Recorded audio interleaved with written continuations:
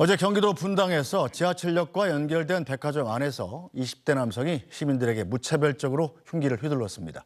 이 살인을 하겠다 이런 예고글도 인터넷에 잇따라 올라오면서 시민들의 공포심이 커지고 있는데요. 이 문제 자세히 짚어보겠습니다. 백희종 전 수서경찰서 강력팀장 나와 계십니다. 어서 오십시오. 네, 안녕하십니까. 네, 저도 어제 저녁이죠. 저녁에 이 소식 듣고 참 귀를 의심할 만큼 놀랐는데 네. 백 팀장님께서는 어떻게 보셨습니까? 저도 이 사건 어제 이제 퇴근을 해가지고 이 TV로 충격적인 뉴스를 접했는데요. 이제는 우리나라도 이런 그 무차별 공격, 그 다중 운집하는 장소에서 아무런 대비 없이 벌어지는 이 무차별 공격, 이 흉기 난동에 대해서 더 이상 이제 안전지대가 아니고 정말 그 공권력의 안전에만 대비할 게 아니라 스스로 내 자신을 보호하는 그 자구 행위, 자기 방어를 해야 되는 시대가 됐다 하는 그런 느낌을 받았습니다. 네, 어제 사건이 벌어진 장소 자체가 이제 분당에서도 가장 번화하고 그렇죠. 또 만남의 광장도 있어서 유동인기가 굉장히 많은 곳인데, 자 피의자가 이 장소를 일부러 골랐다 이렇게 봐야겠죠? 네, 이제 그 최 씨 22세 지금 이 범인은 평소에 지리감이 있다고 봐야 됩니다. 그리고 이 서현역 일대나 그 AK 플라자 백화점이 약 하루에 14만 명의 유동 인구가 있는 걸로 지금 통계상 나오고 있는데요. 네. 평소에 지리감이 있고 익숙한 곳에서 자기가 목적한 바를 하게 되면 뭐 쉽게 생각한 바대로 뜻대로 이 결과물이 얻어질 것이다 이런 생각을 한 것이고요. 정말 이런 어떤 끔찍한 범죄의 어떤 파급력 이런 걸 염두에 뒀을 가능성도 있습니다. 네. 자 피의자는 보니까 이 더위에 검은 후드티를 입고 선글라스 썼더라고요. 네. 이 자기가 범행을 저지르고 도망치려고 한 겁니까? 뭐 두 가지로 분석을 할 수가 있습니다. 이제 평소에 뭐 범죄물이나 형사물이라든가 이런 어떤 추리 소설이라든가 이런 것이 심취됐다거나 아니면 뭐 요즘 그 유행하는 이제 그 OTT라든가 이런 드라마물을 상당히 봤을 가능성이 있거든요. 네. 그래서 이제 그런 부분에 있어서 모방을 했을 가능성이 있고, 그다음에 방금 말씀하신 것처럼 본인이 의도하는 범행을 저지르고 나서 그다음에 신분이 노출되지 않는 그 사실 어리숙하지만 그런 걸 염두에 두고 선글라스 그리고 후드티를 뒤집어 쓰고 이런 범행을 하지 않았나 하는 두 가지 분석을 할 수가 있겠습니다. 네, 이 피의자가 어제 차를 몰고 가서 네. 이 길거리에서 인도를 덮쳐가지고 또 사람들을 치인 다음에 그렇습니다. 또 내려서 다시 백화점으로 들어가서 계속 연속해서 범행을 했단 말이에요. 좀 새로운 패턴 아닙니까 이건? 사실 새로운 패턴입니다. 물론 이 지금 범인 가해자는 정신병력을 주장을 하고 있습니다. 그럼에도 불구하고 이 어머니, 부모님이 사용하는 이런 그 경찰을 몰래 가지고 나와서 결국 1차 추돌을 해서 5명의 중상자를 만들었죠. 그리고 나서 이제 차가 더 이상 그 움직이지 못하니까 마트에서 미리서 구입한 흉기를 가지고 나와서 AK 플라자 백화점 1층과 2층을 휘젓고 돌아다니면서 무려 9명에 대한 뭐 사실은 40대 뭐 60대 70대 뭐 남녀 가리지 않고 남성이 5명이고 여성이 이제 여성이 5명이고 남성이 4명이거든요. 네네. 이런 9명에 대한 사람에 대한 끔찍한 범죄를 했다. 굉장히 의도된 범행을 했다. 이렇게 보는 겁니다. 자, 이 무엇보다 궁금한 게 이 동기인데 현장에서 긴급 체포됐는데 경찰 조사에서 특정 집단이 나를 스토킹하면서 괴롭히고 죽이려고 한다 이런 말을 했다고 합니다. 네. 자, 과거에 분열성 성격장애 진단을 받았다고 하던데요. 네, 이게 지금 형량이나 처벌에 참작이 되는 뭐 거 아닌가요? 고등학교 정신적 분열 성격 신경정신과 치료를 받은 전력이 2010년도 2011년도인가 이렇게 있었다고 해요. 그래서 이제 고등학교 1학년 때 뭐 자퇴를 했다 이제 이렇게 얘기가 나오는데, 문제는 이런 어떤 정신질환, 소위 말하면은 그 조현병이라든가 관련한 신경정신과 질환이 실제로 있었다라고 하는 그 병력이 확인이 되는 경우에 네. 사실은 본심에서 일어난 이런 어떤 의도된 범죄가 아니고 정신질환에 의한 범죄일 가능성이 있다 그러면 우리나라에는 법상 심신미약자는 심신미약의 상실자 이런 경우에는 이제 형의 감경이나 감면할 수 있다는 게 법에 보장돼 있거든요. 네. 그럼에도 불구하고 이런 끔찍한 행위 그리고 이제 사전에 그 어떤 흉기를 구하고 그다음에 자동차를 몰래 가지고 나왔다고 하는 이런 부분들이 계획 범죄의 일환으로 보인다라고 하면 심신미약의 상실이 있었다라고 보기가 굉장히 어렵다. 그래서 양형에 있어서는 논란이 있겠지만은 현재 추세는 상당히 이 심신미약의 상실로 보지 않는 경향이 있습니다. 네, 심신미약의 상실로 보기 어려운 게 이 운전을 또 정상적으로 하지 않았습니까? 네. 그리고 흉기도 그 전날 대형마트에서 미리 구입을 해서 네. 계획을 세운 거고, 네. 그리고 또 배달업에 종사하면서 실제로 경제 활동도 정상적으로 네. 한 거잖아요. 그렇습니다. 그렇다면 이게 정신병 때문에 벌인 일이다 이렇게 보기는 어려운 거 아닙니까? 그렇습니다. 일부에서 신경정신과 질환에 이제 그 주장을 하는 부분은 끔찍한 범죄를 저지르고 나서 사실은 심신미약이나 심신상실의 효과를 법정에서 형량을 낮추기 위한 전략으로 많이 네. 이용을 하거든요.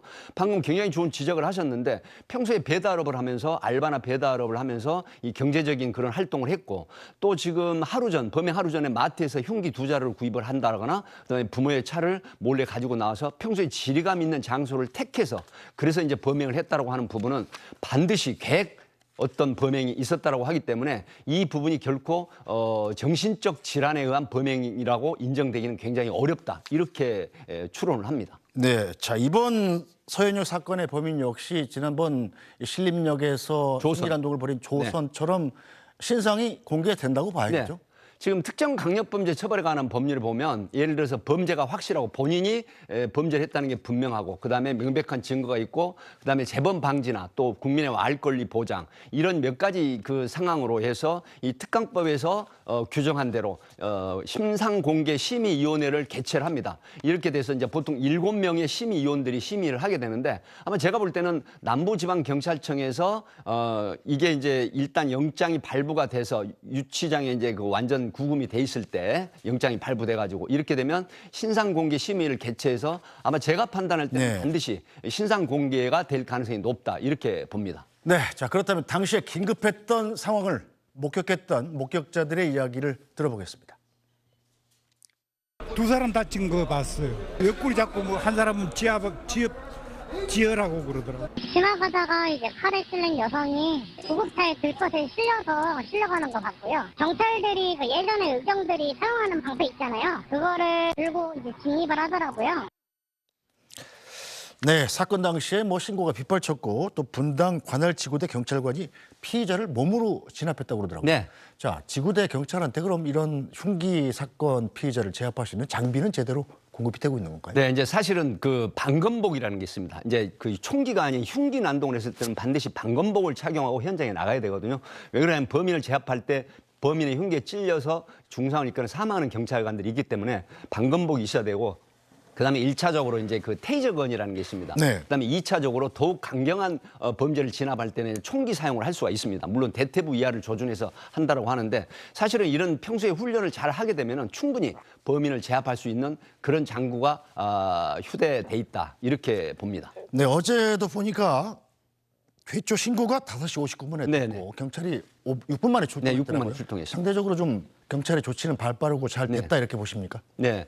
저는 이제 그 112 신고보담도 지금 시민 2명이 서현 지구대에 직접 달려가서 신고를 했기 때문에 네. 이 방검복 착용 여부를 떠나서 우리가 보통 불법 집회 시 진압을 할 때 가지고 있는 이 방패를 들고서 현장에 바로 출동을 해가지고 이 범인 체포를 했는데 의외로 범인은 또 흉기를 내려놓고 순순히 체포가 됐다고 합니다. 네. 물론 미란다 원칙을 고지하고 그다음에 수갑을 채워서 현행범으로 체포를 하긴 했지만은 사실 6분 만에 출동을 했다라고 하는 부분은 도심에서 상당히 현장 진출이 어려운 상황임에도 불구하고 신속히 출동을 해서 더 이상 피해가 없는 그런 진압을 했다. 전 이렇게 봅니다. 네, 어제 급박한 상황 속에서도 피해자를 도왔던 10대 청소년의 얘기도 있습니다. 들어보겠습니다. 가고 있었는데 사람들이 도망가길래 일단 무슨 일인가 궁금해서 가봤는데 이제 여성분이랑 남성분이 피를 흘리고 쓰러져 계시길래 일단 그냥 지혈 한번 해드렸습니다. 상처난 부분을 그냥 손으로 그냥 세게 눌러가지고 그냥 그대로 한 20분에서 30분 정도 지혈을 하니까 소방대원분이 오셔서 이제 응급처치하시고 구급차 타고 실려가시는 것까지 봤습니다. 여성분 같은 경우는 이제 그냥 옷이 거의 다 피에 적실 정도로 좀 많이 나고 있었고 남성분 같은 경우는 이제 스스로 이제 좀 지혈을 하셨는지 막 너무 그렇게 심하게는 다치지 않았던 걸로 기억합니다.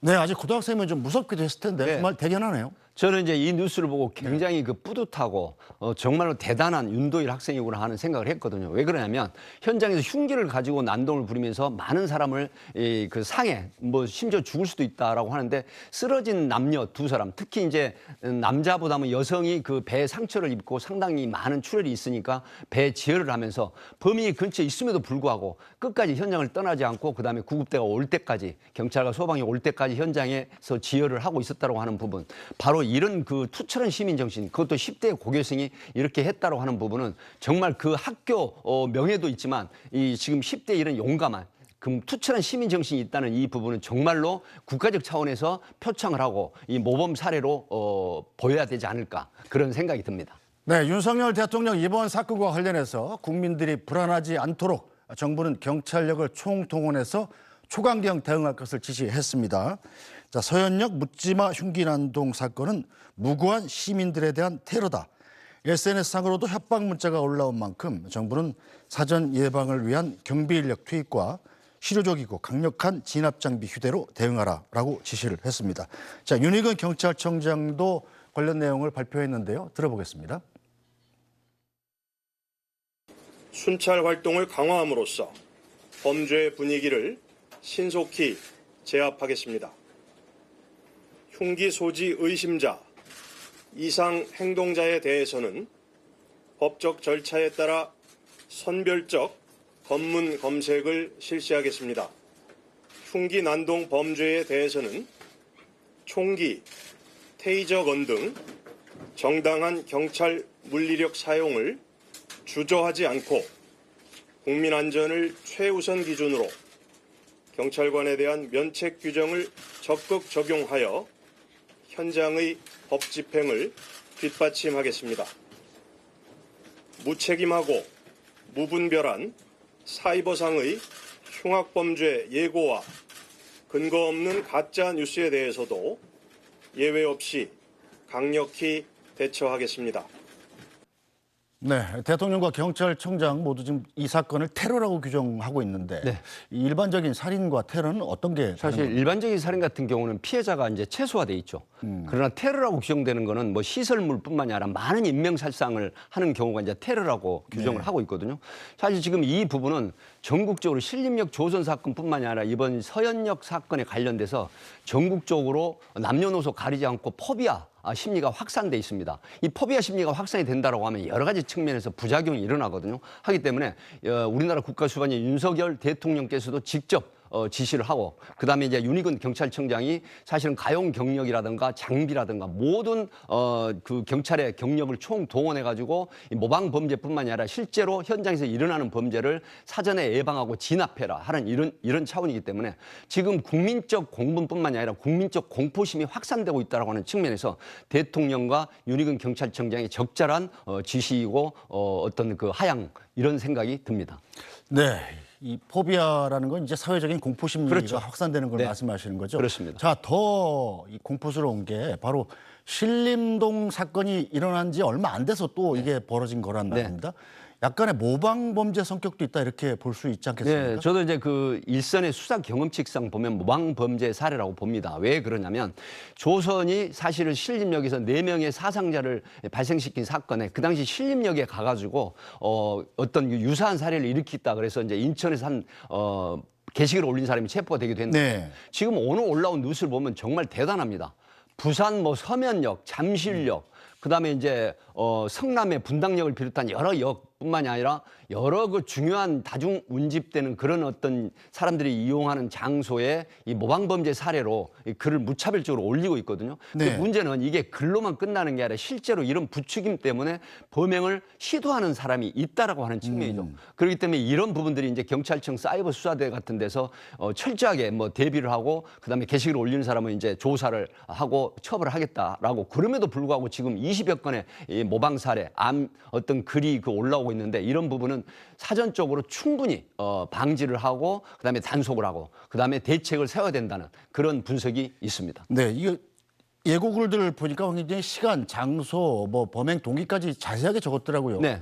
이렇게 적는 것만으로도 범죄죠. 네, 이제 협박죄로 일단 처벌을 하게 됩니다. 그래서 이제 다중을 상대로 한 뭐 특정인뿐만 아니라 불특정 다수를 상대로 한 이런 살상을 하겠다라고 하는 부분은 협박죄로 반드시 처벌을 받고, 요즘은 추세가 이런 부분도 상당히 굉장히 중한 처벌을 하기 때문에 이런 글을 올리지 말아야 되는데, 사실은 이런 부분이 좀 더 공포심을 확산시키는 부분이고, 평소에 내가 이용하고 그다음에 이제 지리적으로 익숙한 내가 살고 있는 동네라든가 이용하는 어떤 편의업소를 가지 못하게 하는 그런 부작용이 생긴단 말이죠. 이러기 때문에 이런 글 자체를 엄격하게 수사를 해서 처벌하고 중한 처벌로 인해서 더 이상 이런 일이 확산되지 않도록 하는 그런 대비책이 필요합니다. 네, 자, 범죄심리학 교수인 이수정 교수도 살인 예고글을 올리는 사람들에 대해선 살인 예고죄를 적용해야 한다고 지적했습니다. 살인 예비죄입니다. 살인 예비죄. 예, 이 교수의 이야기 들어보겠습니다. 안전한 곳이 없구나. 네. 일단은 지금 뭐 무차별적으로 아무나를 노린 범죄라서 상당히 그 대책을 마련하기가 쉽지 않겠구나 이런 생각은 했고요. 지금 최근에 올라오는 살인 예고글이 이게 터무니없는 내용이라고 무시할 일만은 아니다. 일단은 살인 예비죄라는 게 있어요. 10년 이하의 징역인데요. 지금 구체적인 예고글 같은 건 틀림없이 문제가 되기 때문에 지금 당분간 올라오는 살인 그 예고글에 대해서는 좀 더 엄벌을 해서 사람들이 이게 불법이라는 것을, 그리고는 굉장히 엄벌될 수도 있음을 좀 인지시키는 것이 일종의 제도적 차원에서라도 지금 당장은 필요한 일이 아닌가. 네, 자, 이렇게 처벌은 살인 예비죄로 할 수 있다고 합니다만 네. 당장 예를 들어서 뭐 오늘 아침에 잠실역에서 뭘 하겠다 이렇게 올라오면 그 동네 사시는 분들은 정말 불안하지 않겠습니까? 그렇습니다. 어떻게 막아야 됩니까? 예, 제가 앞에서 말씀드렸지만은 어떤 지역을 지정을 해서 뭐 살인 예고글이라든가 사건 예고글을 올렸다라고 하는 부분은 앞에서 말씀드린 공포심을 확산하기 때문에, 지금 이수영 교수 말씀처럼 어떤 그 모방 심리라든가 이런 그 확산 차원에서 강력한 처벌을 할 필요가 있다. 하지만 그럼에도 불구하고 어떤 실행적인 부분들, 이런 부분들에 대한 조사나 수사가 이루어져야만 처벌이 가능한 것이기 때문에 현재로서는 협박죄 그 중한 처벌을 하면 되고요. 네. 내가 이용하는 장소, 내가 다니는 익숙한 장소, 생활 반경 내에 이런 어떤 범죄를 하겠다는 예고글에 대한 이런 부분은 반드시 확산을 막아야 된다. 그렇기 때문에 이 관련해서 사이버 수사라든가 그다음에 관할 경찰서 수사기관에서 철저한 조사, 수사 그리고 처벌, 검거 이런 게 필요해서 확산되는 부분을 막아야 된다. 이렇게 생각을 합니다. 네, 멀쩡한 도심에서 이런 범죄가 벌어진다는 것은 바로 나도 피해자가 될 수 있다. 이런 공포심도 확산시키는데요. 네티즌들도 여러 가지 반응을 보이고 있습니다. 한번 보시죠. 자, 누리꾼들은 익숙한 곳에서 벌어져서 섬뜩하다. 진짜 무섭다. 아니, 백화점에서 이런 일이 생기다니 2023년 대한민국이 맞냐. 정말 무서워서 밖을 못 나가겠다.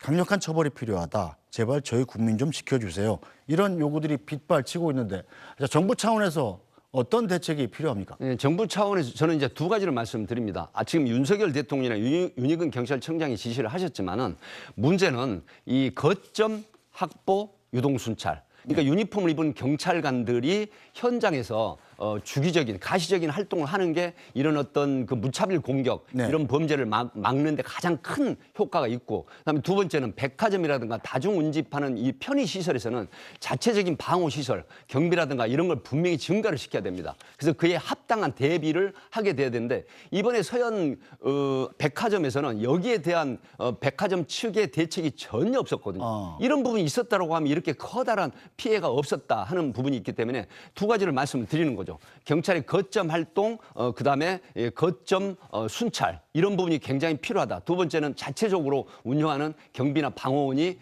충분히 확충이 돼야 된다. 이런 부분만 있다고 하더라도 지금 서현역 같은 사건이 훨씬 피해가 줄어들고 방지할 수 있다. 이렇게 저는 분석을 합니다. 네, 어쨌든 여러 가지 대책들이 있더라도 저런 상황을 갑자기 맞닥뜨리게 되면 당황할 수밖에 없는데, 네.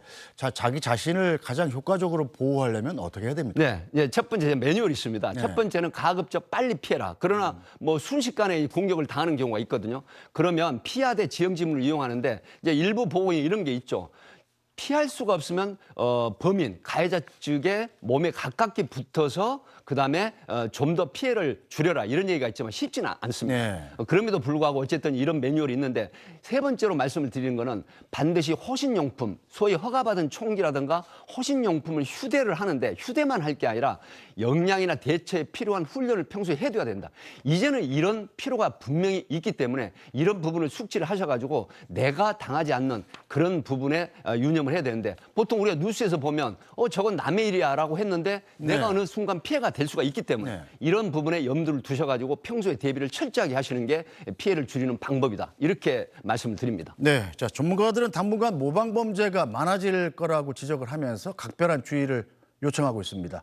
염걸영 한국범죄학연구소장의 이야기도 들어보겠습니다. 모방형으로 그런 범죄를 저지를 수 있거든요. 실제로 이제 사전 게시글로 그런 일을 똑같이 하겠다는 사람이 수십 명 나타났잖아요.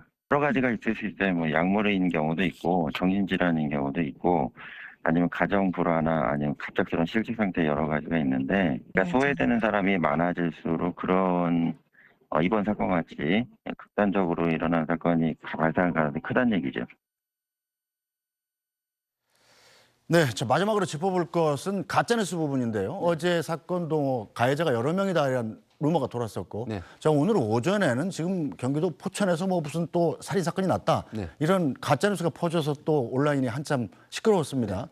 자 이런 가짜뉴스도 막아야 되지 않겠습니까? 사실 이 가짜 뉴스로 인한 부추김 그리고 이제 모방 심리가 확산되거든요. 그렇기 때문에 이 가짜 뉴스 우리가 보통 그 페이크 뉴스라고도 하는데 이 가짜 뉴스가 굉장한 폐해를 줍니다. 왜 그러냐면 가짜 뉴스를 퍼뜨리는 사람은 실제로 실행을 하지 않습니다. 네. 근데 가짜 뉴스에 속아서 이 부분에 영향을 받아가지고 실제 실행을 옮기는 사람이 있거든요. 그렇기 때문에 이 페이크 뉴스, 가짜 뉴스는 사실 철저하게 막고 뭐 방송, 언론, 그다음에 수사기관 모두 합심해서 이 가짜 뉴스를 막음으로 해서 여기에 대한 피해를 줄이고 또 모방 범죄라든가 모방 심리를 줄이는 방편이 되겠다. 이렇게 말씀을 드립니다. 네, 오늘 말씀은 여기까지 듣겠습니다. 네. 백기종 전 수서경찰서 강력팀장이었습니다. 고맙습니다. 감사합니다. 안녕하십니까, 편사옥입니다. 더 많은 뉴스와 라이브 이벤트를 보고 싶으시면 화면 오른쪽을 눌러서 구독해 보시기 바랍니다. 또 저희 SBS 앱을 다운로드하시면 속보 알림도 받아보실 수 있습니다. 항상 저희 SBS 뉴스를 시청해 주셔서 대단히 고맙습니다.